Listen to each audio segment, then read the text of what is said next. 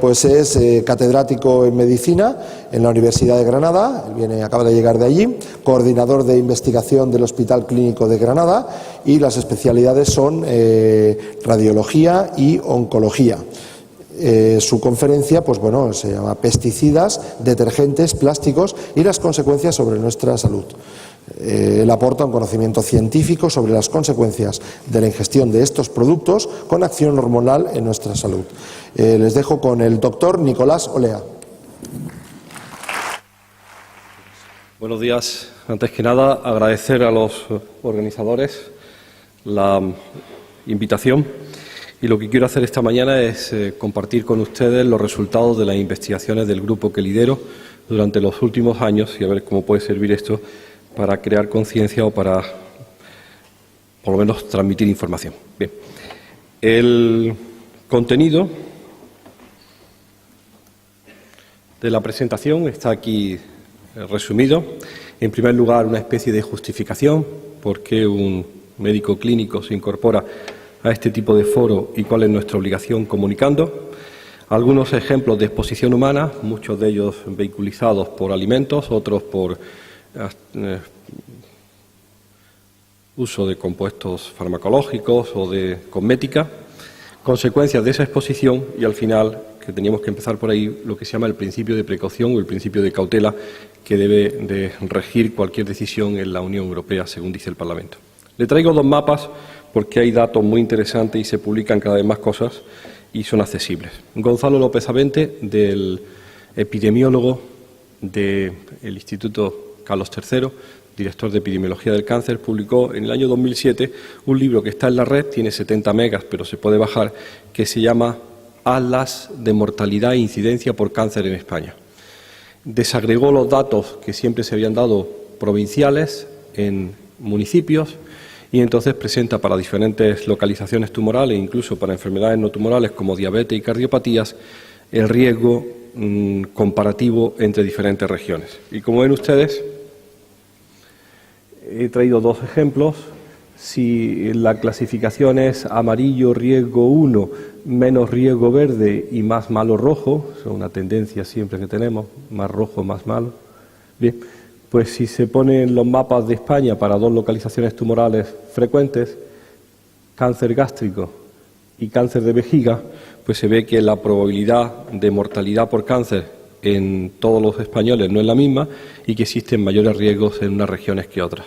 Como probablemente genéticamente somos muy similares, no hay quien lo dude, pues sí que se deben de considerar factores ambientales que contribuyan a esas diferencias en las probabilidades de riesgo. De hecho, algunas comunidades pues se han visto claramente turbadas, los políticos, pues ¿por qué puede estar pasando en Huelva, Sevilla y Cádiz, en el Ejido, en Almería, en Cartagena? ¿O qué pasa con el cáncer gástrico? Esto es cáncer de vejiga. Para quien no lo sepa, cáncer de vejiga es el más claro exponente de cáncer químico. Se sabe desde finales del siglo XIX que el cáncer de vejiga se da sobre todo en trabajadores expuestos en la industria química, en la industria de colorantes en Alemania, y después es uno de los cánceres asociados al consumo de tabaco. Pues bien, cáncer de vejiga, que es un cáncer químico, se distribuye de una forma particular, y cáncer gástrico, de estómago, que es otro cáncer digestivo y contacto con los químicos, pues parece, no sé si lo ven, que está reproduciendo en España las denominaciones de origen de las diferentes zonas de consumo de alcohol o de producción de vino. Bien, el caso es que nos da una pista para saber que las cosas son más complejas de lo que pensábamos. La segunda parte es ver que cáncer es una enfermedad importante, que a pesar de todo lo que se está haciendo y a pesar del diagnóstico precoz, pues está aumentando. Solamente hay 5 registros provinciales en España de cáncer. El de Granada, el de Murcia, el de Asturias, el de Navarra, el de Zaragoza, no hay más. Más son datos que se obtienen pues, a nivel hospitalario. Y estos registros provinciales, que están funcionando desde el año 85, por ejemplo en Granada, pues nos indican que la incidencia, no la mortalidad de cáncer, crece al 2% anual para todos los hombres en Granada y al 3% para las mujeres. Y las cosas van mal, porque realmente si uno pone el cáncer de mama, pues crece anualmente desde el año 85 al 3,2%. Aunque tengamos las tasas más bajas de Europa, porque somos los más pobres, los más del sur, los más cercanos a África, poco a poco vamos igualando las tasas del norte de Europa. Y enfermedades se convierten en enfermedades comunes, enfermedades que eran raras, pues cáncer de mama se convierte en una enfermedad común que además tiene un gran peso social, puesto que si en lugar de hablar de incidencia o de mortalidad hay más cáncer en el hombre, se habla de años potenciales de vida perdidos, que es el dato que todos queremos. Si no han prometido una expectativa de vida de 85 años y uno se muere con 45, ha perdido 40 de los que le habían prometido al nacer, pues eso está lesionando fundamentalmente los intereses de la mujer, puesto que este cáncer de mama afecta fundamentalmente a mujeres en torno a los 40-50 años. Bien, entonces la siguiente justificación es que cáncer parece ser un problema y no es un problema genético, sino que es un problema ambiental. Los que teníamos proyectos europeos de financiación del sexto y séptimo programa marco, que es como financia competitivamente la Unión Europea, pues nos reunimos en Praga hace unos años con objeto de revisar qué es lo que estábamos diciendo durante el tiempo pasado. Y se hizo una declaración de Praga que dice lo siguiente: la comunidad científica tiene la desagradable sensación de que las cosas no van bien. Los sistemas de protección ambiental han fracasado. En algunos casos, dentro de esa comunidad científica se incluyen médicos, no es muy habitual porque los clínicos participan poco en esto, pero también se dijo en ese mismo comunicado que la comunidad médica tiene la desagradable sensación de que las cosas no van tan bien como deberían de ir. Lo que ocurre no es lo que estaba previsto. ¿Por qué decimos nosotros en el foro de Praga que las cosas no van bien? Fíjense, esto es un estudio muy sencillito, esto no es high technology, esto se puede hacer en cualquier sitio. Es la medida del residuo del pesticida DDT en las placentas de las mujeres sanas que dan a luz en el Hospital Clínico de Granada en el año 2006. El 100% de las mujeres que dan a luz en el Hospital Clínico en el año 2006 tienen DDT. Ya sabemos hoy día que las de Granada, las de Valencia, las de Sabadell, las de Asturias y las del País Vasco, puesto que nos hemos metido en un estudio colaborativo en donde hacemos no solamente un punto del sur, sino puntos de toda la península y lo unimos después a los datos que hay producidos en Europa. Con esto quiero decirles, el DDT se prohíbe en el año 85, el Ministerio de Sanidad se une a la prohibición previa del Ministerio de Agricultura, no parece que haya un uso fraudulento, pero nadie tiene en consideración que no solamente se trata de prohibir. Lo que se puso una vez en el campo y se usó tiene una vida media muy larga, persiste durante años y sobre todo persiste como un contaminante habitual dentro de nuestro cuerpo. De esa manera nos encontramos que en el año 2005 o 2006 el 100% de la gente joven, 32 años de vida media, de edad en el momento del parto para estas chicas o estas señoras, pues tienen un surtido de PCBs, de DDTs y su metabolito más lipofílico, el que se acumula en grasa, que llega al 99%. Pero lo mismo ocurre para los pesticidas de uso más reciente, como los endosulfanes, o incluso para algunos como los famosos aldrines, que están en la docena sucia. Es decir, con este primer mensaje no solamente basta con reducir la exposición o reducir el consumo o las aplicaciones, sino que después alguien tendrá que ocuparse de cómo se elimina eso de nuestros cuerpos. Lo que más nos preocupa de este asunto es que hemos descrito y confirmamos antes de ayer en una reunión en Madrid, en el Hospital Clínico, que todos coincidimos, los que estamos en este trabajo, en que probablemente la mayor fuente de exposición a compuestos orgánicos persistentes prohibidos en el BOE no es ni la vaca, ni la cabra, ni la leche, ni los vegetales, son las madres. Si las madres están expuestas o han estado expuestas durante años, son el mamífero que más años ha estado expuesto y que más cercano está en contacto con sus hijos. Luego, embarazo y lactancia significan fuentes importantes de transmisión de esa exposición. Después hablaremos sobre lo positivo de la lactancia, pero que sepan ustedes que si hay una exposición de la madre, esa exposición es transmisible sin ser un daño genético. Aquí no hay genes. Aquí lo que hay es herencia química de lo que uno tiene en el cuerpo. Nosotros habíamos trabajado durante años con los organoclorados. Nos habían convencido las ONGs y todo el mundo porque era muy popular y nosotros venimos de la oncología y de la radiología, no de la química, que el malo de la película era el cloro. Todo el mundo hablaba mal del cloro, de los PCBs, de las dioxinas. Pues los que sean químicos o los que se acuerden de la tabla periódica, se acuerdan que hay una cosa que se llama los halógenos, que son flúor, cloro, bromo, yodo y astato, y la industria química pues se mueve libremente en esta columna para producir compuestos químicos que tienen propiedades particulares. Esa es la clave. Nosotros no tenemos compuestos orgánicos dentro del cuerpo con halógenos, excepto la hormona tiroidea, que es la tetrayodotironina, y lo que tenemos son compuestos inorgánicos como el cloruro sódico. Muy bien, la industria química encontró ya en el siglo XIX que introduciendo en compuestos orgánicos iones halogenados se obtienen unas propiedades especiales.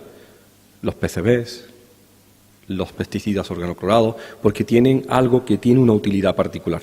Pues bien, después de estar años investigando los organoclorados, tuvimos la ocasión de investigar en el tejido adiposo de las granadinas, pues la presencia de organobromados. Y hoy día sabemos que el 100% de las granadinas tiene un surtido importante de lo que se llaman PBBs y PBDs, bifenilos polibromados y bifenilos ésteres bromados.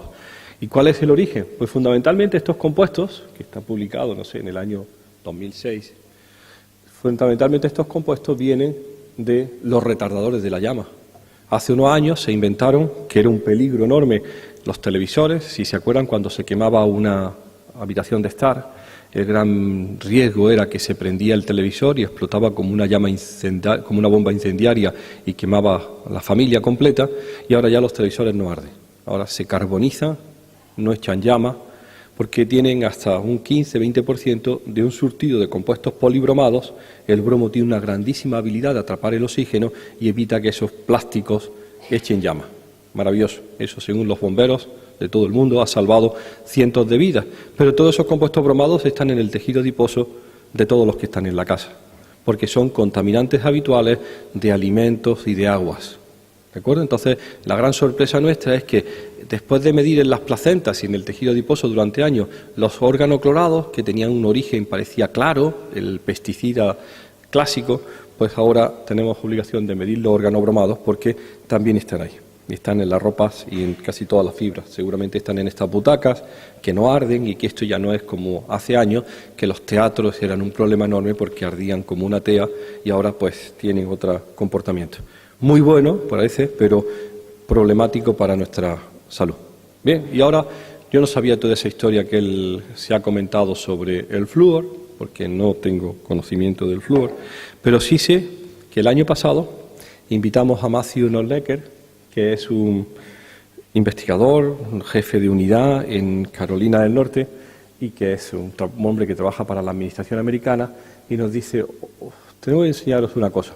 El producto más común, más extendido en la sangre del americano medio, en una cosa que se llama biomonitorización, el biomonitoring, nosotros le decimos la vigilancia de las personas, fue el DDE, que es un derivado del DDT, en los años 60, que llegó a alcanzar de media en toda la población americana el valor de 34 microgramos por litro. Es decir, como es el producto químico que tenía el honor de haber sido el más frecuente como producto extraño en la sangre de la población americana. Dice, pues ha sido desbancado.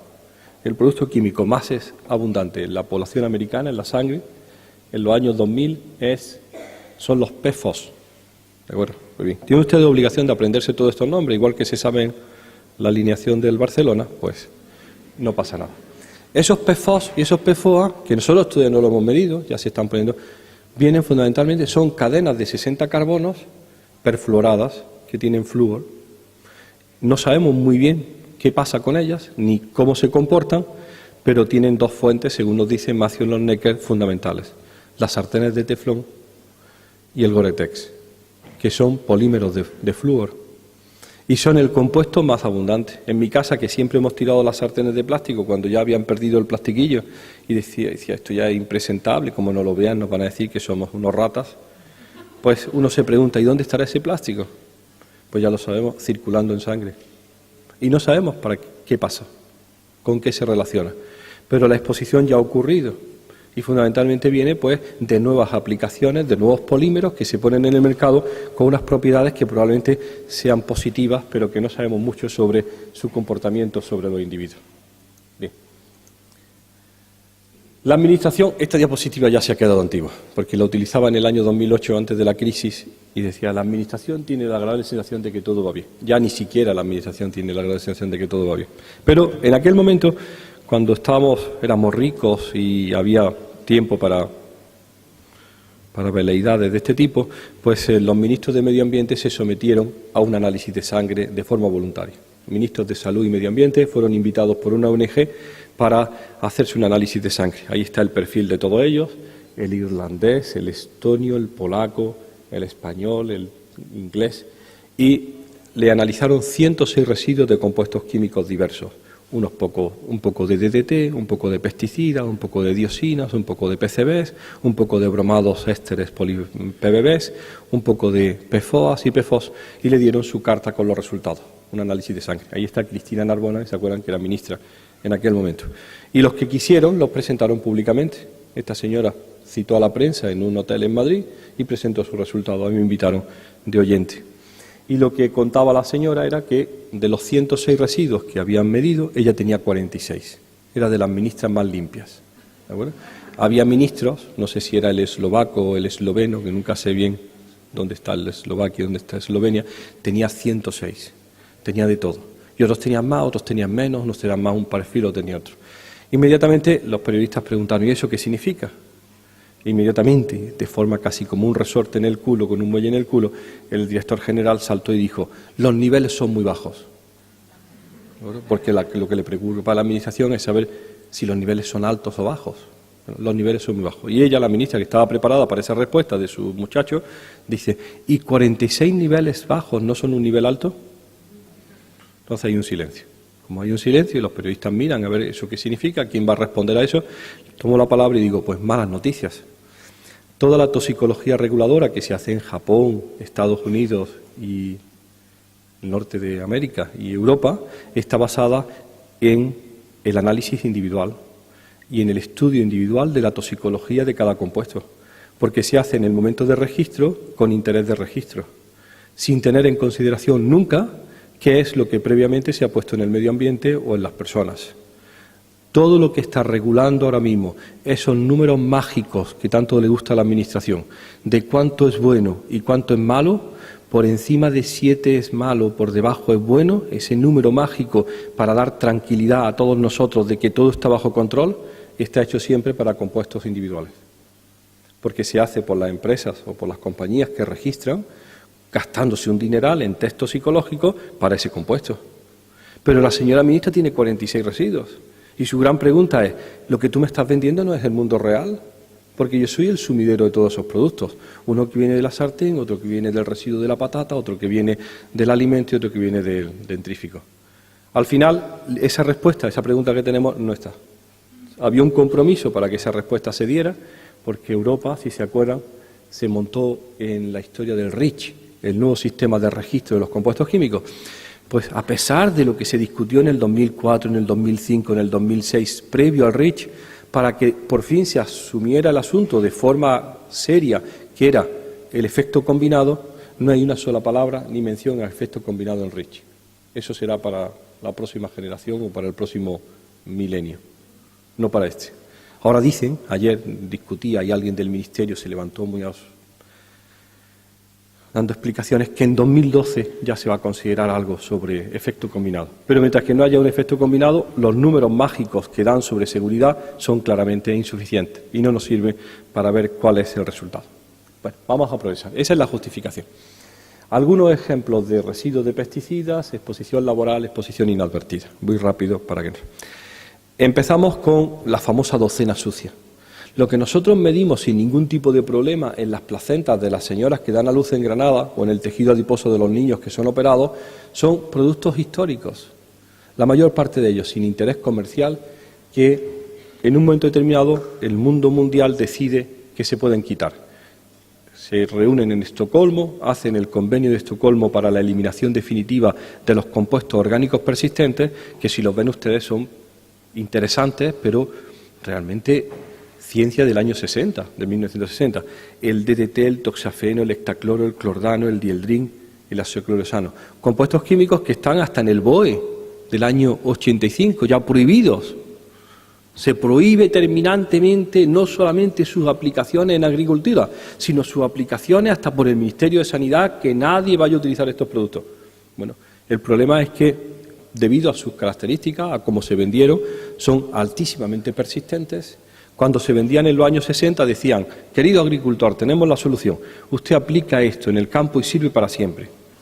Bueno, el sirve para siempre del año 60 se llama hoy persistencia, porque se bioacumula, se magnifica y al final está dentro de nuestro organismo y no sabemos muy bien cómo eliminarlo.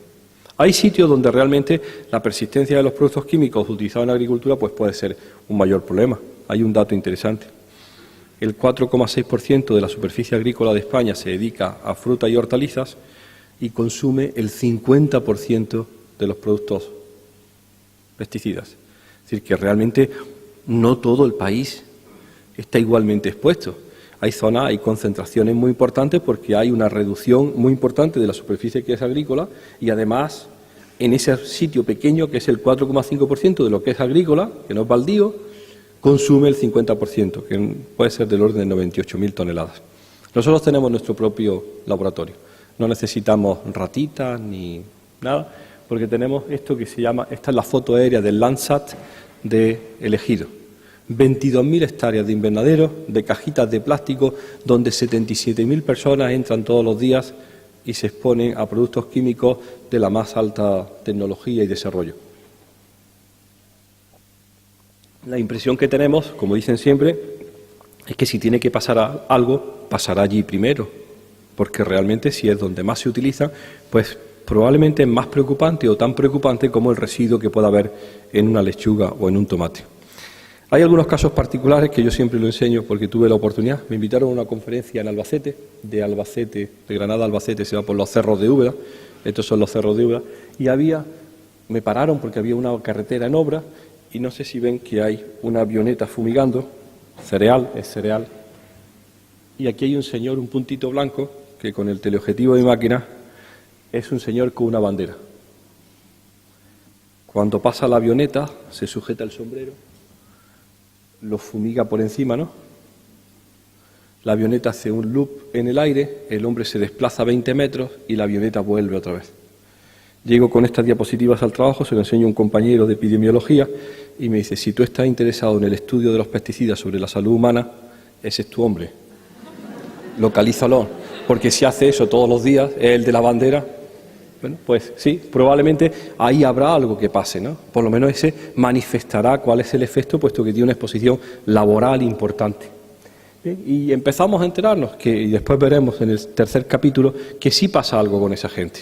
En algunos casos son sorpresas, ¿no? Como esta del país, víctimas de una mala fumigación. Y todo el montaje que hay en Cataluña y sobre todo en Barcelona, con la historia de personas expuestas laboralmente, pero de forma inadvertida, a fumigaciones incontroladas con pesticidas persistentes en su puesto de trabajo y con una historia penosísima de denuncia y de reclamo.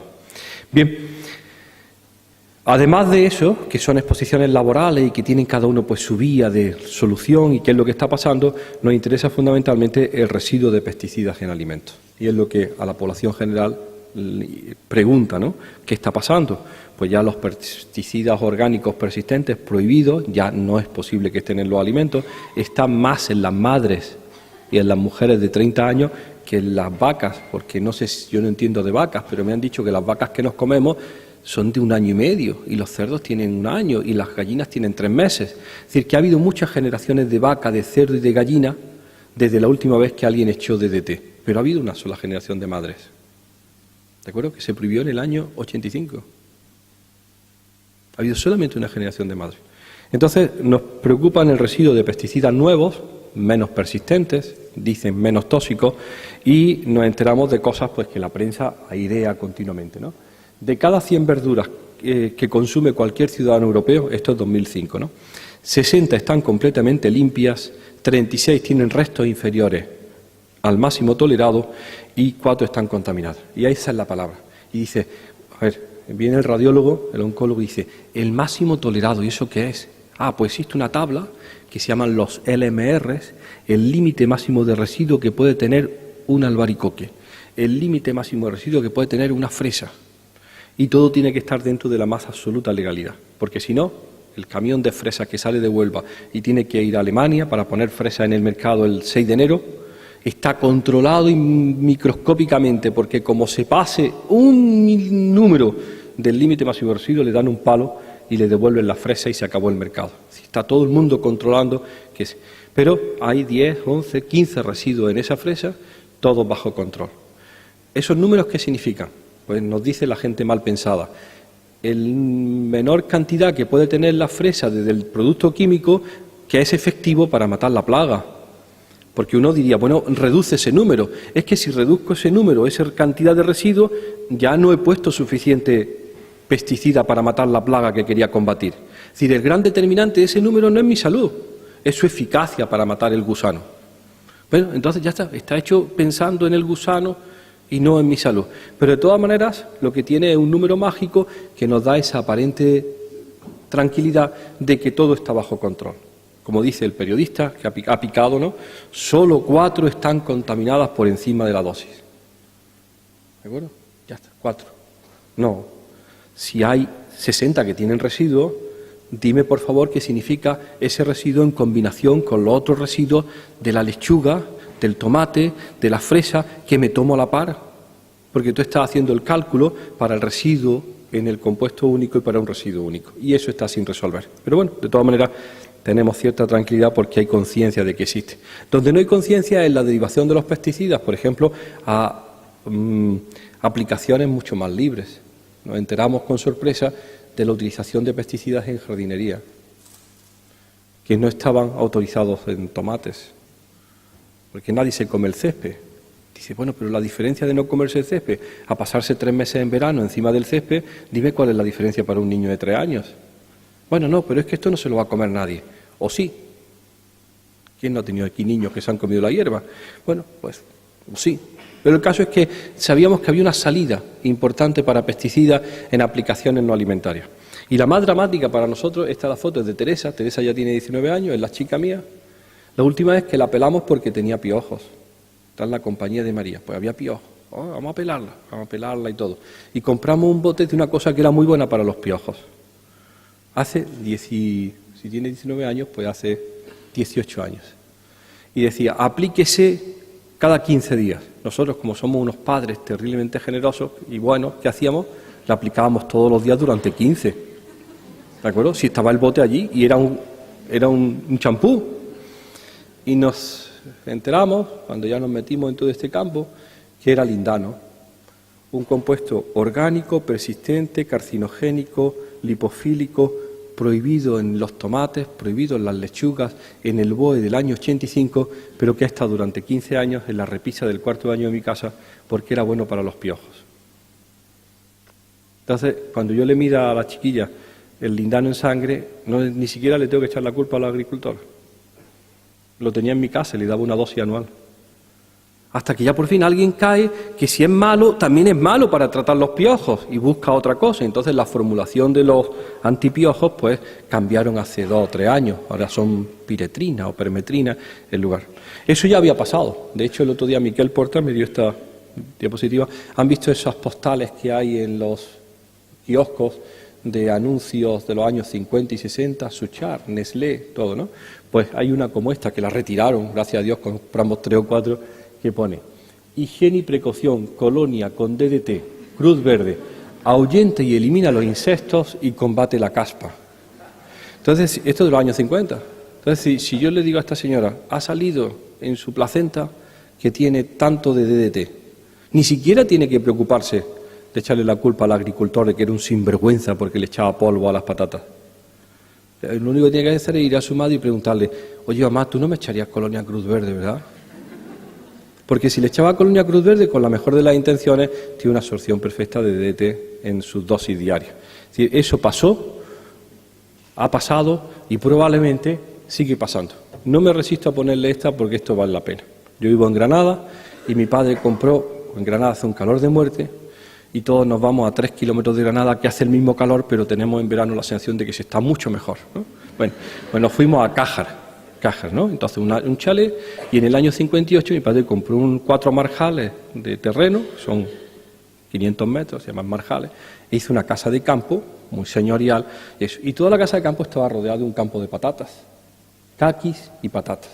Y las patatas, siempre hemos dicho en mi casa, eso sí que eran patatas. Las patatas del casa de campo, eso sí que eran patatas. Años 60, comiendo nosotros patatas, todo. Y en mi casa nunca se tira nada. Vivimos en una casa en Granada, en el centro, vieja, pero que nunca se ha tirado nada. Y me encuentro esto, rebuscando entre los papeles de mi padre, pone, gasto hecho a Francisco Leaguado. Una factura por arreglo de los salideros de Laza, 152 pesetas, esto de la época de las pesetas, ¿no? 10 chiquillos en las papas, a 26 pesetas, 260 pesetas. Una obrada. Y de pronto leo esto y se me pusieron los pelos de punta. Fue el año pasado. 2 veces Gesarol, 35 pesetas. Me fui a Google, que se le pregunta, que uno pregunta en Google todo, a ver qué, y me entero que Gesarol 20 es DDT. Y yo recuerdo perfectamente toda mi vida de Dios que venían, cultivaban las patatas y después venía uno y le echaba, niño, ¿le ha hecho los porvos a las patatas? Los porvos. Y los porvos era una cosa que se echaba porque si no, no salían las patatas. Nadie sabía. Pero los porvos de las patatas eran los polvos. Y estaba, a ver, diciéndolo con palabras actuales, en el protocolo, echarle 2 veces, ahí lo dice, 2 veces los polvos de las patatas, DDT. Y hemos tenido siempre la conciencia de que esas sí eran las patatas buenas, porque no había ningún intermediario fraudulento que estuviera jugando con nuestras vidas. Bueno, probablemente será en toda mi familia la mayor fuente de exposición al DDT, porque éramos muy saludables, ¿no? Bien, los buenos tiempos del endosulfán me lo salto, cosas problemáticas. De los últimos trabajos que hemos publicado está este sobre la dieta mediterránea y donde hacemos una pequeña observación. Parece que sí, que la dieta mediterránea es una preciosidad, que va bien, que se consume no sé cuánto y no sé cuánto, pero ojo con lo que comes. Si la dieta mediterránea está basada en un aumento del consumo de hortalizas y frutas que desplaza a otros alimentos más complejos y probablemente más dañinos, pero no está bajo estricto control esa hortaliza y fruta, nuestros propios trabajos demuestran que ese consumo de hortaliza y fruta se acompaña de un aumento en sangre de los niveles de pesticidas permitidos actualmente en el mercado. Es decir, que la idea es, dieta mediterránea, sí, por supuesto, pero de vegetales y de hortalizas, de fruta, bajo control o por lo menos que no tengan un cultivo basado en la agricultura actual industrial. ¿De acuerdo? Entonces, todas las recomendaciones que demos a partir de ahora tienen que decir, ¿de acuerdo? Aumenta tu consumo de fruta y verduras, pero ojo con las frutas y verduras que te comes, porque si aumentas y desplazas el consumo hacia ese tipo de elementos, que no aumentes también el consumo de pesticidas de uso habitual. Consecuencias de la exposición. Esta es la tercera parte de la presentación y hablaremos las consecuencias de esa exposición en poblaciones laborales, en agricultores, en la población general y después les comentaré el tema de nuestro trabajo, que es lo que llamamos disrupción endocrina. Bien. ¿Tiene consecuencias para la salud de la gente el meterse todos los días en una cajita de plástico de no sé cuántos metros cuadrados y estar a 35 grados en camiseta manipulando tomates y pepinos? Pues sí, sí. En el Ejido, 70.000 agricultores cultivan 27.000 hectáreas de invernadero en las que se vierten miles de toneladas de plaguicidas. En los últimos años se han estudiado más de 1 millar de intoxicaciones. Y esto es lo que se llama la punta del iceberg. Los médicos clínicos de los hospitales de la zona de agricultura intensiva, fundamentalmente del Hospital de Poniente en Almería, del Servicio Andaluz de Salud, pues tiene la mejor casuística publicada en revistas médicas sobre exposición aguda a compuestos químicos agrícolas, fundamentalmente metamidofos, clorpirifos y paratión, y tienen descritos los mejores sistemas de tratamiento. La casuística está allí, son publicaciones hechas en la revista Medicina Clínica que se publica en Barcelona, no son de carácter internacional, pero sí han tenido la valentía de ponerlo en el foro de comunicación habitual de la ciencia clínica, que es la revista médica.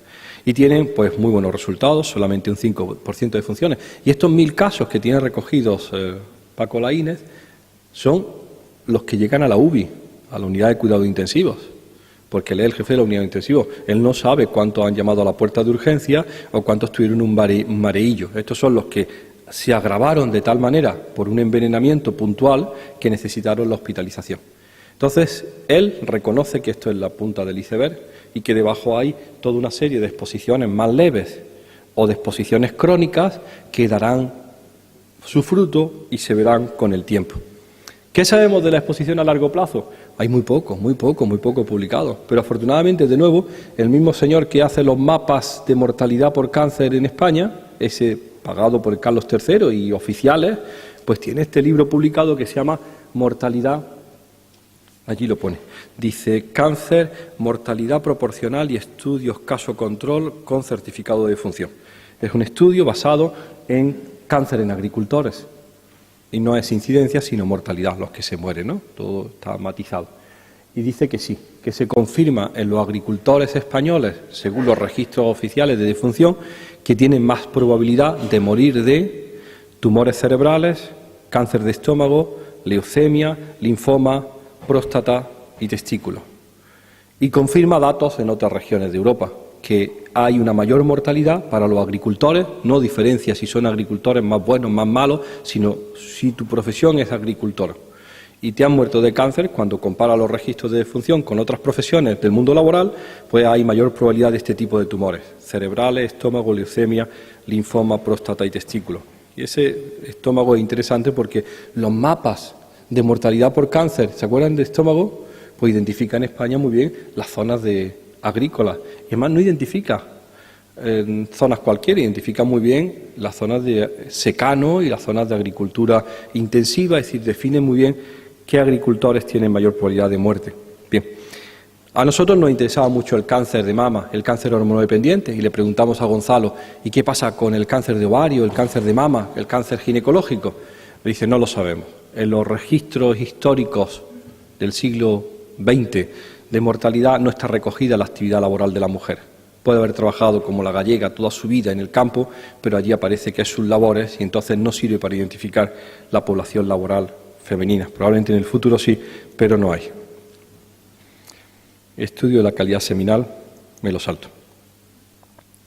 Bien, y entonces, con toda esta base y todo eso que sabíamos de exposición, nos decidimos un día estudiar cáncer de mama. A nosotros nos gusta el cáncer de mama. Estamos convencidos de que está pasando algo en Granada, puesto que la incidencia es muy baja, pero aumenta al 3,4% anual, y entonces, si genéticamente somos los mismos, tendremos que ver qué es lo que está pasando. Había, cuando decidimos hacer nuestro estudio en el año 96, más de 40 trabajos que trataban de asociar la exposición a pesticidas y el cáncer de mama. Había una tendencia enorme, mental, psicológica, que decía, sí, los malos de la película, el DDT y los PCBs, son los que están provocando lo que se llama la epidemia del cáncer de mama. ¿De acuerdo? Pues entonces nosotros empezamos a verlo. De hecho, había toda una sensibilización social que era la primavera silenciosa, denunciada en los años 60, que los pajaritos, no había insectos, no había pajaritos. Tenía una consecuencia que se llama la cosecha de la primavera silenciosa, es la epidemia de cáncer de mama en el año 90 en Estados Unidos. Esa era la hipótesis de trabajo. Y entonces convencimos a los compañeros y hicimos este estudio. Cáncer de mama y efecto combinado de los estrógenos. Reclutamos a 250 mujeres con cáncer de mama y a 350 sin cáncer de mama en el momento del diagnóstico. Venían al hospital, era un diagnóstico, era granadina, no venía de fuera, tenía cáncer de mama y le buscábamos otra granadina que hubiera entrado en el hospital, se llama el control, que no tenga cáncer de mama y que venga por cualquier otra enfermedad distinta a la tumoral. Y hacemos un caso de controles. Y después de hacerle un montón de pruebas y de preguntas, ponemos en la máquina a ver qué es diferente, la que dice que tiene cáncer de la que no tiene cáncer, y nos llevamos la primera enorme y desagradable sorpresa. La mayor causa de cáncer de mama en la provincia de Granada es estudios universitarios. Dios, dice, bueno, ahora ¿cómo le vendo esto al rector? Decir que hay un riesgo de cáncer de mama venir a la universidad. Bueno, es como le vendo yo la noticia. Dice el epidemiólogo, no hay ningún problema.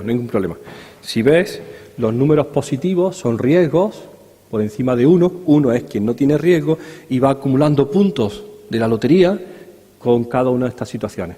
Y lo que es por debajo de 1 son factores protectores.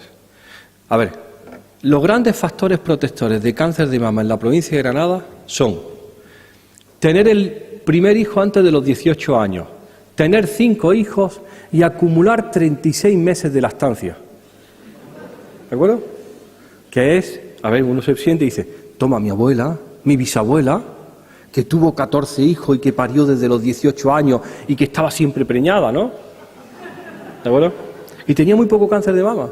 Bueno, ¿de acuerdo? Entonces nos sale que el gran factor de protección es el hábito reproductivo. Bueno, y nos quedamos así. No obstante, después aclararemos esto, nuestra hipótesis de trabajo, que era la exposición química ambiental, salió positiva, ¿no? Después de estudio universitario y antecedentes familiares, nos salió muy bien que lo que nosotros proponíamos funcionaba. Intentábamos, a ver, se lo cuento porque esta es la parte más compleja de todas las charlas, el medir el efecto combinado de toda la porquería que había en 1 gramo de grasa cogido de la mama en el momento de la intervención quirúrgica. En lugar de medir los compuestos químicos, lo que hacíamos era machacar el tejido adiposo, dárselo al químico y que midiera el efecto en conjunto de carácter hormonal estrogénico. ¿De acuerdo? Y ese marcador, era un marcador biológico muy rudimentario, funcionó. Las que tenían más porquería estrogénica acumulada en la mama tenían mayor riesgo de cáncer de mama. Y ya por fin, por lo menos, el paper, como decimos nosotros, el trabajo se pudo publicar y nuestra hipótesis estaba ahí presentada. Pero vamos a ver una cosa. Enseguida nos dijeron, bueno, ¿y quién es el responsable de ese efecto tumoral? A ver, busca responsables, porque los trabajos que se habían hecho estaban limitados a el DDT y el cáncer de mama, el PCB 138 y el cáncer de mama, y todo era un continuo fracaso. Ninguno conseguía demostrar hasta entonces que la contaminación química tuviera que ver con cáncer de mama, porque la mayor parte de las veces estaba limitado al gran compuesto maldito. Hay una tendencia enorme a la simplificación y a ver si es la diosina, el PCB, el PBB, y todos los trabajos son pues relativamente muy imprecisos. Como teníamos el tejido mamario y la señora habían consentido en que esa mama y esa grasa la guardáramos, pues empezamos a hacer nuestra alianza en el año 2004 y a ver qué tenían las mamas de las mujeres con cáncer de mama y sus controles sin cáncer de mama. Y entonces empezamos a medir. Fíjense, las mamas tienen de media 17 pesticidas organoclorados, 37 bifenilos policlorados, 10 PCB hidrosilados, 15 dioxinas, 8 bifenilos y 11 ésteres de PBBs. Y ahora la pregunta es, ¿cuál de ellos es el malo? Porque eso es lo que nos habían dicho, que había un compuesto realmente malo. Y dices, Dios, ¿y cuál será? Si hemos medido 100 y tienen todas de todo. Lo peor de todo, que los tienen los casos y los controles, los sanos y los enfermos. Entonces empezamos a verlo, y se lo paso rápido, y lo publicamos, que sí, que las 458 mujeres, todas, el 97% tienen DDT, el 69% endosulfán. Seguimos. Todas tienen un cóctel maravilloso de dioxinas, y allí no hay incineradoras, El 70% tienen PCBs. Todos estos son de la misma serie. Todas tienen un cóctel de PBBs y PBDs. Entonces decimos, bueno, no somos capaces de resolver quién es el asesino. Esto es como Fuenteovejuna. Todos a una. No sabemos quién lo ha matado. Entonces, justo en este momento, y estamos hablando del año 2004, se produce un punto de inflexión. Nos dice la gente, bueno, es que estáis empeñados en los compuestos orgánicos persistentes. La lista aquella que hizo una vez el Estado, de diciendo, hemos identificado los malos. Y dice, no, pero la gente tiene muchas más cosas. Y dice, hombre, no jodas, ¿qué más tiene? Dice, pues tienen alquilfenoles. Y entonces aquí empieza la charla, aquí tendría que empezar. La gente tiene alquilfenoles, bisfenoles, y entonces nos enteramos que el 100% tienen una cosa que se llama nonilfenol. Bien. Está publicado, como siempre, todo lo que presentamos está publicado. ¿Y de dónde viene ese nonilfenol? El nonilfenol viene fundamentalmente, una de sus mayores aplicaciones es inerte en los pesticidas líquidos. Lo llaman surfactantes mojantes, humectantes.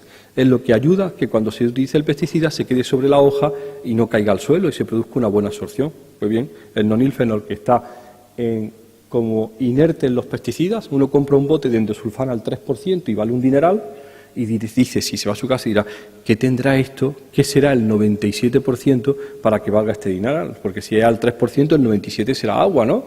Bueno, pues ese 97% son lo que ayuda al pesticida a tener sus funciones. Pero es que también son los detergentes y también son esos tirfenoles los espermicidas. El único espermicida en la farmacopea española, aditivo de diafragmas, cremas o de preservativos, es nonosinol, que es nonilfenol, y está en el 100% de las enfermas con cáncer de mama. Y a nosotros nos preocupa porque esos compuestos son hormonalmente activos, son estrogénicos. Y ahora, esta es la gran estrella. La gran estrella de nuestro trabajo es bisfenol. El bisfenol A está en todos los tejidos, está en el 80% de las mujeres, ya sea en su forma de bisfenol A o de bisfenol clorado. Y este es el bisfenol A. ¿Y qué es el bisfenol A?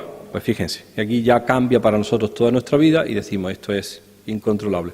El bisfenol A es el monómero, es decir, el ladrillo constituyente de los dos plásticos más populares y más vendidos en el mundo mundial: el policarbonato y las resinas epoxi.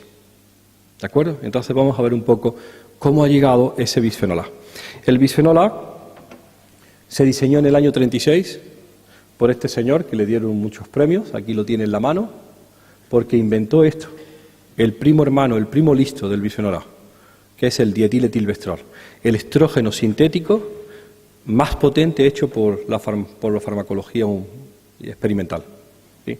Y el primo tonto es el bisfenol A, que es 1000 veces menos potente como estrógeno.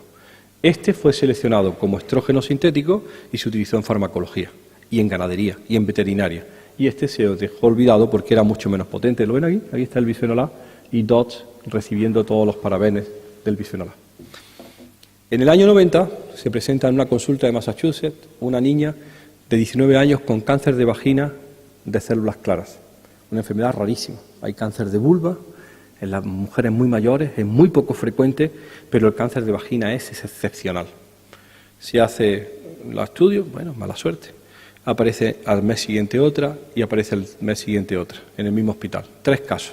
E inmediatamente se le ponen los pelos de punta a los oncólogos y dicen algo está pasando. Se hace una encuesta epidemiológica y se descubre que las 3 chicas han tenido embarazos muy complejos. Sus madres iban a abortar y fueron tratadas durante las primeras semanas del embarazo de esas chicas con dietiletilvestrol. Este es el dietiletilvestrol. Y ese tratamiento con dietiletilvestrol provocó cáncer de vagina en las hijas. Las madres sanas y las hijas, cáncer de vagina. Se hace una encuesta epidemiológica y se define el famoso caso DES. Está en es lo que más le gusta a los epidemiólogos del mundo mundial, porque es la asociación de causalidad entre una exposición temprana en embarazo y el riesgo de enfermedad. Se prohíbe el DES en todo el mundo, se suspende en el año 79 en España y se dice que no se puede dar más como estrógeno para la amenaza de aborto. Fundamentalmente porque el DES, no lo habían pensado, atraviesa la barrera placentaria y expone de forma masiva al feto hembra.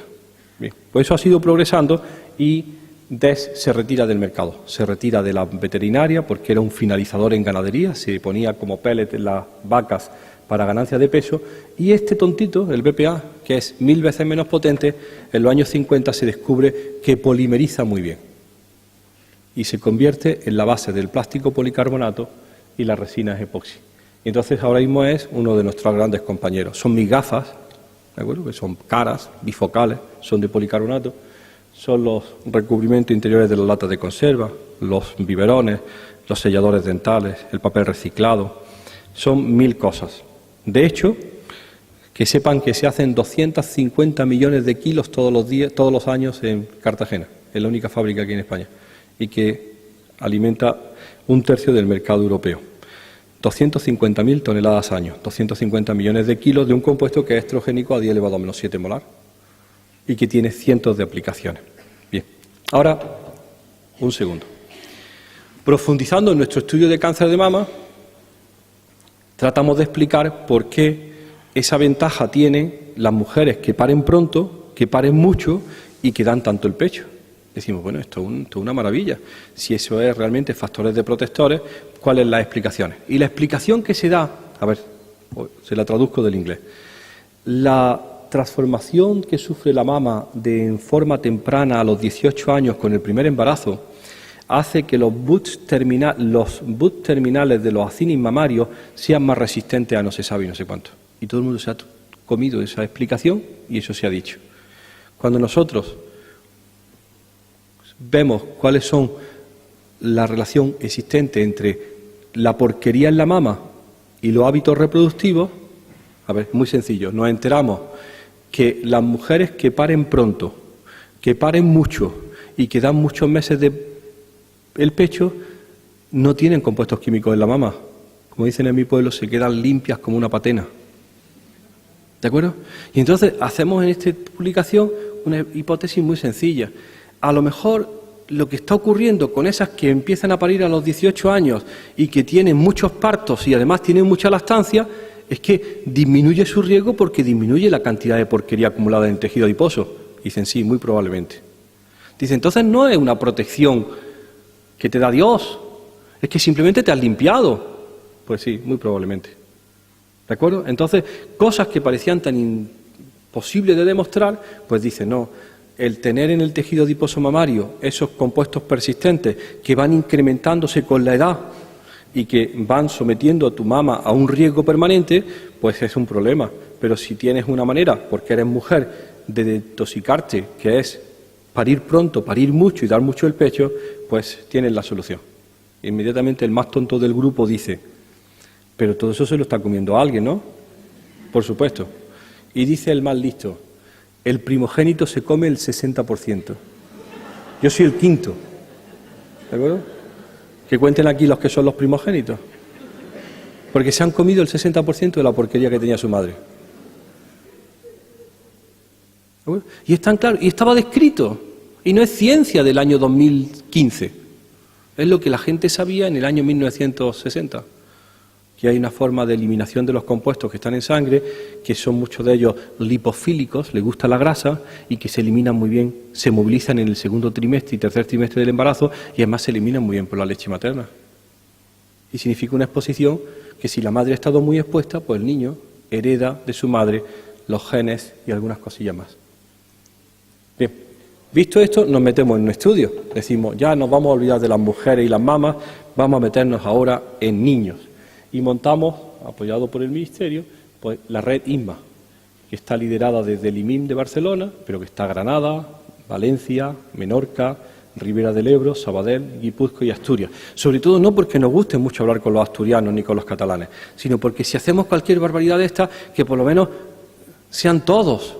Porque si no alguien te señala, dice, ah, claro, esto pasa en Andalucía, pues soy unos bestias. No, pues pasa también en Asturias, y en el País Vasco, y en Cataluña. Y gracias a Dios vemos que todo es universal y pasa en todos sitios. Pues bien, dentro de la red INMA empezamos a analizar, a ver, y esto ya cambia nuestra vida, empezamos a analizar y los químicos siempre nos han puesto una pega. Es que tenéis muy poca muestra. Y no podemos hacer más análisis porque el mililitro de sangre, el centímetro cúbico de sangre que os dio el paciente ya se ha acabado. Y le dijimos, ¿y si te damos 1 kilo de personas? Diríamos, ¿nos vamos a hacer una amputación? No, nos vamos a quedar con las placentas. Hablamos con las madres y reclutamos las placentas. Tenemos 600 placentas de Granada, 600 de Valencia, 600 de Sabadell, 600 del País Vasco y 600 de Asturias. Y es 1 kilo. Es decir, que hay para analizar de aquí hasta que nos muramos. Todavía queda placenta. Le pedimos a la madre el permiso para que de forma anónima ese tejido sirva para análisis. Y además está pegado en la barriga al niño durante 9 meses. Algo tendrá que ver con el niño. Hacemos un mousse de placenta, lo tenemos pero que está perfectamente hecho y guardado y conservado, y sobre eso empezamos a analizar. Y entonces nos damos cuenta de lo que le decía al principio, que el 99% de las madres jóvenes, de 31 años de media, 31,8, tienen todos los pesticidas DDT históricos en la placenta. Aquí, en Granada y en Asturias. Pero es que también tienen, y esto es del 2010, también tienen los bisfenoles, el del plástico. Bueno, pero ahora lo más interesante.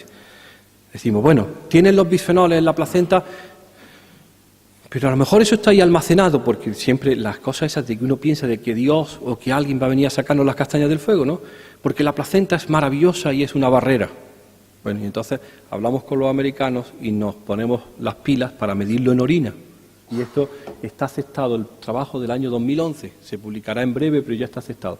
Estos son los niveles de bisfenol A en las madres durante el tercer trimestre de embarazo y en los niños a los 4 años de edad, porque los niños ya tienen 10 años y tenemos guardada su orina. Pues el 81%, estas son las que no, y el 87% de las madres y los niños, a ver, se lo voy a decir claramente, mean todos los días plástico. ¿De acuerdo? Todos los días. Mean bisfenol A. Vamos a seguir. Entonces, y agradezco lo de la intervención de Canadá, no sabía que Canadá era tan piola. Canadá, que dice lo siguiente: el día 26 de noviembre del 2010, no, el día 18 de abril del 2008, aquí está, 2 ministros canadienses salen en el telediario a las 12 de la mañana, 16 de abril del 2008, y dicen, el ministro de Sanidad y el ministro de Medio Ambiente, Canadá, un país que no tiene nada de anecdótico, ¿no? No es un país de folclore, un país del primer mundo. Desaconsejamos el uso de los biberones de plástico en la alimentación infantil. Como no hay alternativas, recomendamos: 1, no utilizar el microondas; 2, no verter agua caliente en los biberones. Cosa que hemos hecho toda la vida. Yo recuerdo mis niños que tienen ya 28 años, que tenían los biberones, y entonces metía 2 dedos de polvo, añadía agua hirviendo, tapaba, agitaba y después metía agua tibia para completar, porque se disolvían mejor los polvos de la comida en eso.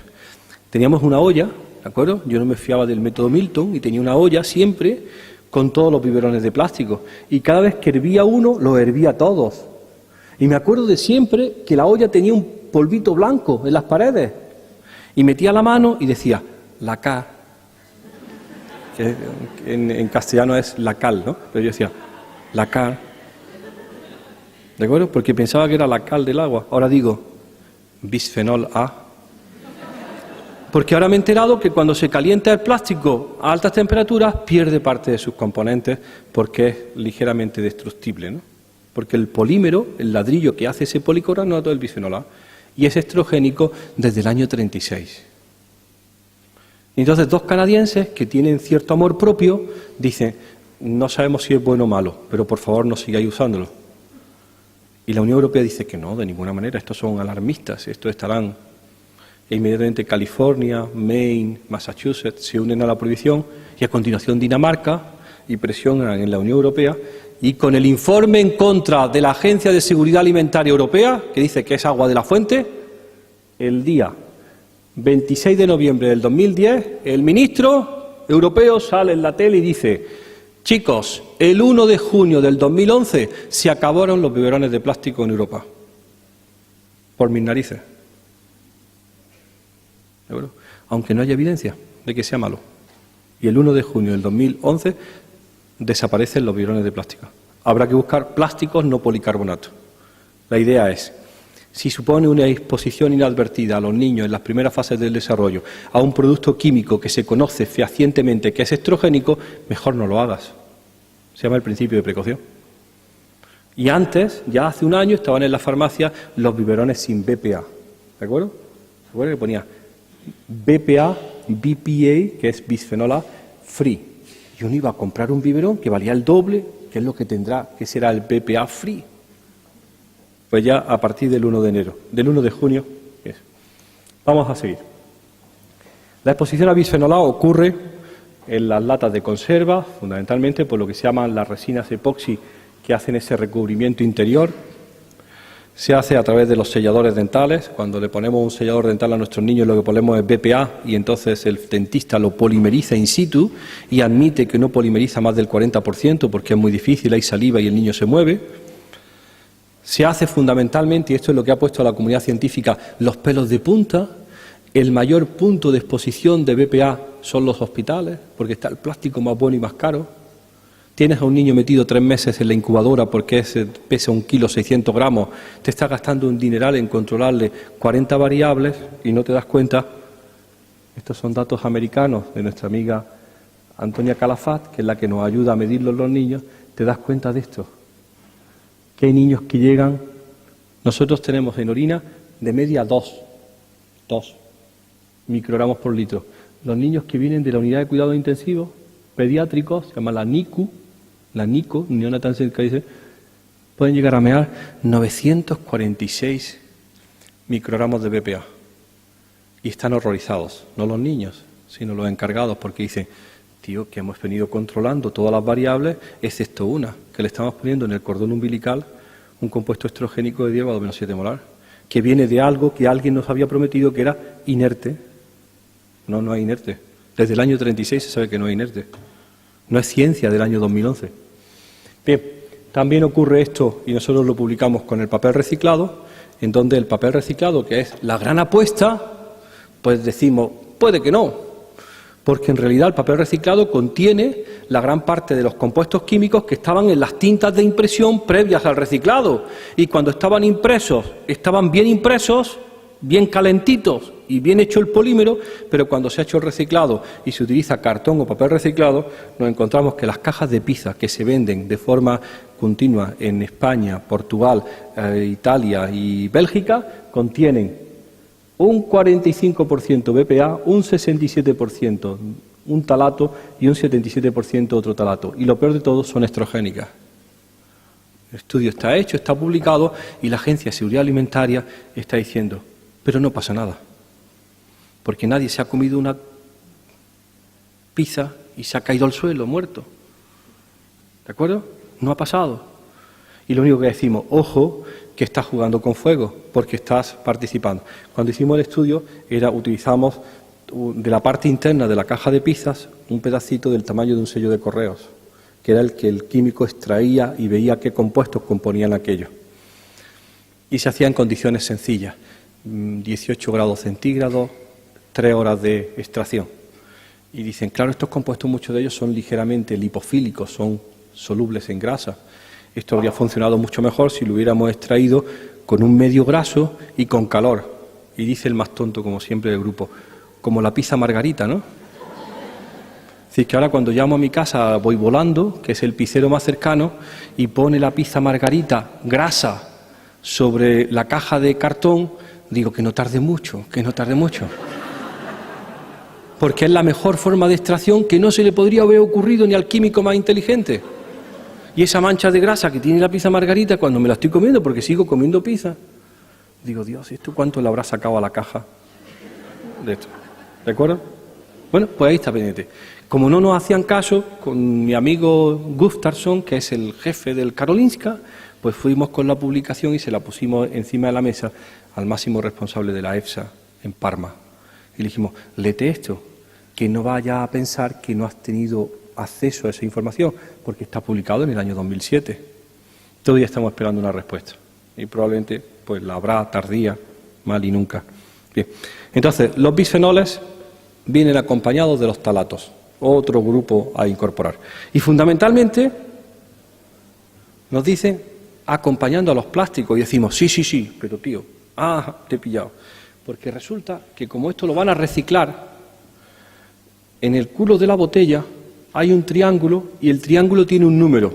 Y ese número identifica el tipo de plástico. Y el PET, el tereftalato, y el V, el 3, que es el PVC, son los malos. Y el 7 es malísimo porque es el policarbonato. Ya te he pillado. Voy a mirar a todas mis botellas y voy a ver si eres el 1 o el 3 o el 7. Bueno, y nos dice la Unión Europea. Hace una semana. 14 de enero del 2011, nuevo reglamento de la Unión Europea, 217 páginas, sobre material y objetos plásticos destinados a entrar en contacto con los alimentos.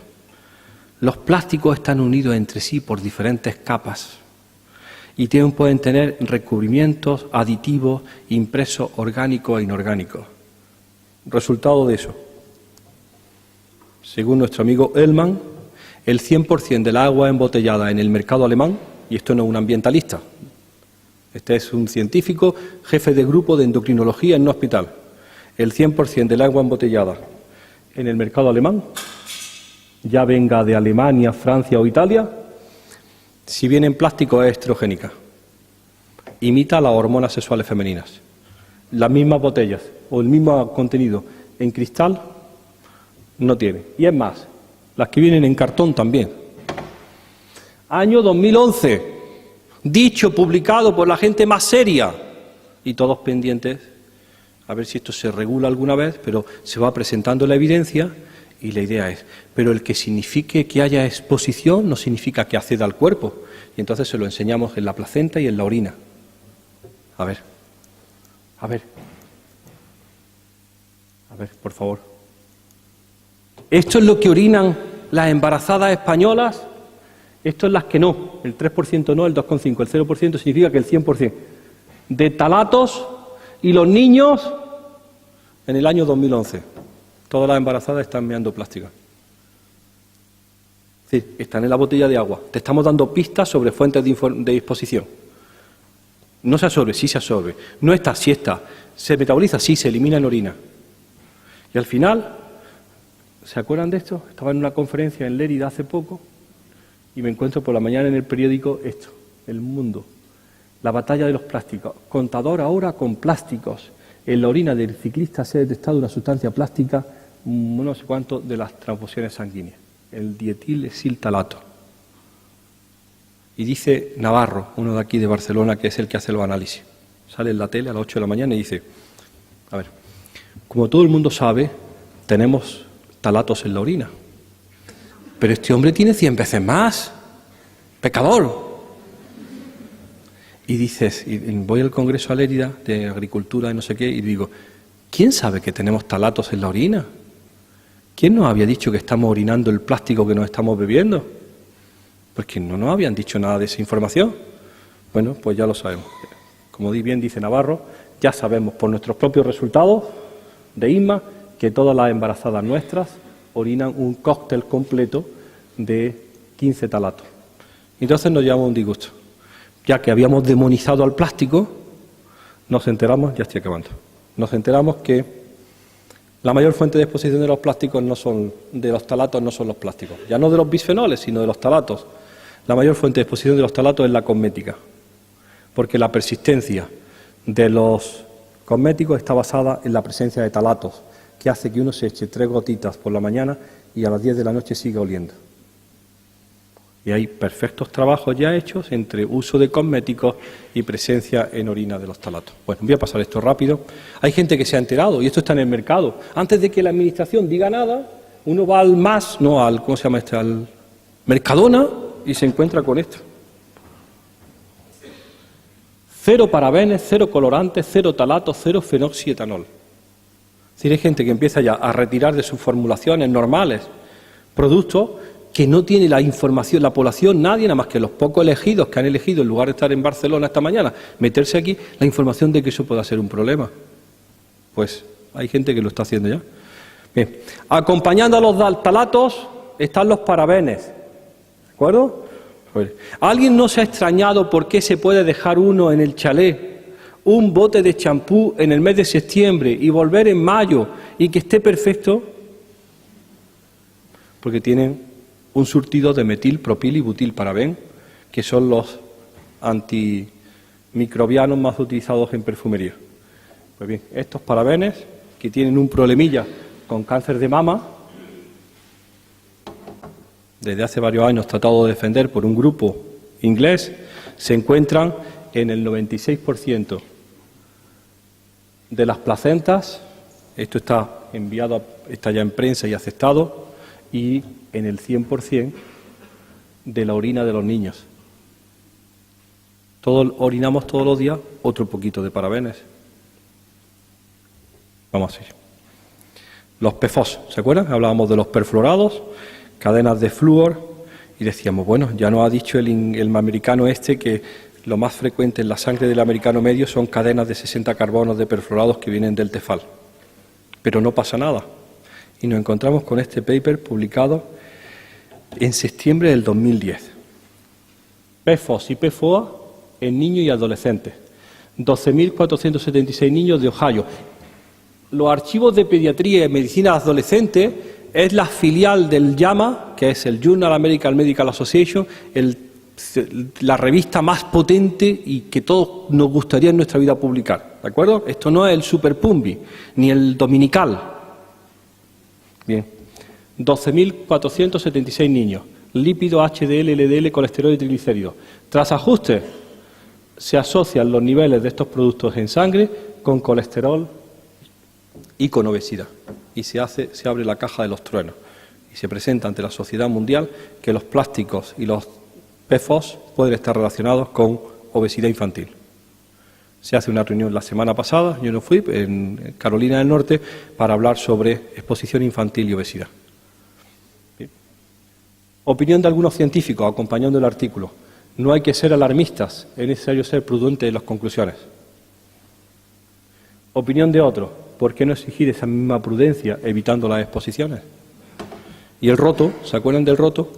Publica esto en el periódico. Algunos alimentos pueden ser tóxicos. En caso de observar alguna reacción adversa, haga como que no ha notado nada para no alarmar a otros consumidores. Es decir, hay que ser prudentes, no vaya a ser que no sea verdad. Bien, ya para acabar, ¿por qué nos metemos todos nosotros en esto? Porque desde el año 96, que firmamos el acuerdo de Weybridge, estamos convencidos de que algunas sustancias químicas exógenas tienen efectos adversos para la salud como consecuencia de alteraciones en el sistema endocrino. Se le llama disruptores endocrinos. Y eso es lo que todo el grupo de trabajo está implicado, en sustancias químicas que alteran. Y hay datos más que suficientes para ver que esos disruptores endocrinos tienen efectos, sobre las carpas del río Ebro, que pasa por Tarragona, que han cambiado de sexo. Y hay así de paper y de publicaciones escritas por Damià Barceló y Cinta Porte y los científicos más prestigiosos catalanes sobre el intersex. Y así de paper sobre los moluscos de las rías gallegas y el imposex. Y así en el río y hasta en Madrid, ¿no? Pasa esto. Un nuevo escenario en la exposición ambiental. Niveles bajos de exposición, pero son múltiples los residuos químicos. Las interacciones sinérgicas, aditivas o antagónicas entre ellos pueden existir. Y necesidad de ir más allá de la cuantificación de uno o unos pocos residuos, porque no nos da la respuesta. Mientras tanto, precaución. Y la última, no, espérese. Esto se lo tienen que tragar, aunque no les guste. Principio de precaución votado por el Parlamento Europeo, por mayoría. Cuando una actividad se plantea como una amenaza para la salud humana o el medio ambiente, deben tomarse medidas precautorias, a pesar de que algunas relaciones de causalidad no se han establecido de manera científica, como dicen ellos, en su totalidad. ¿Por qué? Hay que actuar con precaución ante la incertidumbre. La responsabilidad de la demostración del daño no recae sobre los tontitos como yo que están haciendo esto, sino sobre el que ha propuesto el producto, el que tiene que pagar la factura. Pide siempre alternativas. Cuando te vayan a vender algo, di siempre, ¿y qué pasa si no lo hago? Y participa, y eso es lo que tienen que hacer ustedes, activamente en el proceso de decisión. Me invitaron a una conferencia en El Ejido y me dijeron al final, ten mucho cuidado, que la carretera es muy peligrosa y cuando llegue a la carretera nacional hay un stop. Así es. Y entonces pone, stop a 150 metros, 70, 60, 50, 40, 30, 20, 10, stop. ¿De acuerdo? Bueno, cuando uno va a 30 se para el coche. Pero digo, ¿esto es el principio de precaución? ¿Qué es lo que tiene ese principio de precaución fundamentalmente? Que es anticipatorio. ¿Se quieren creer que estamos creando una sociedad basada, la regulación se basa en la demostración del daño? Es estúpido, porque alguien tiene que joderse para que alguien diga que se ha jodido. No puede haber una actitud que sea anticipatoria, que no sea preventiva. Es que a lo mejor tengo experiencia de situaciones previas que me han conducido a lo mismo. Entonces esa es la cautela, el carácter anticipatorio. ¿Dónde se pone la Guardia Civil en el stop? Al otro lado. Se espera que te la pega y dices, tío, ¿cómo no te la vas a pegar si te has saltado el stop? Entonces se ve perfectamente la relación de causalidad y la asociación entre el riesgo del cruce y que te han matado. Pero la clave está en hacerlo con carácter anticipatorio. Muchas gracias por su atención.